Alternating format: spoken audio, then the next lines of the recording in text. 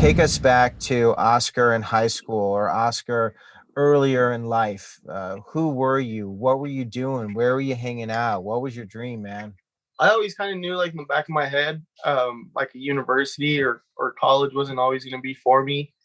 And I always knew, like, once finishing college, I wanted to do something rather than just work a minimum wage job.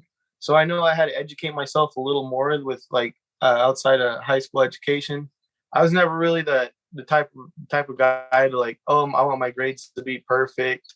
The only times that were good enough was like when Jessica said you had to be eligible to play sports. That was the only times I'd really keep my grades up. But when I wasn't really doing sports, or I wouldn't really care much about my grades or just school in general. I was that kind of guy that, like, didn't really like school, but I knew I had to finish it in order to get on to that past high school education. That's what I really needed for Perry Tech, was a high school diploma or a GED. So you actually were thinking about that. Like, at what age did you start to think, I don't really think I want to go to college. I want to do this. I want to go on this other path. I started to think more about that towards, like, middle school year, when they started making you sign up for College Bound and stuff like that, thinking about what you really want to do with your future, like university wise and stuff.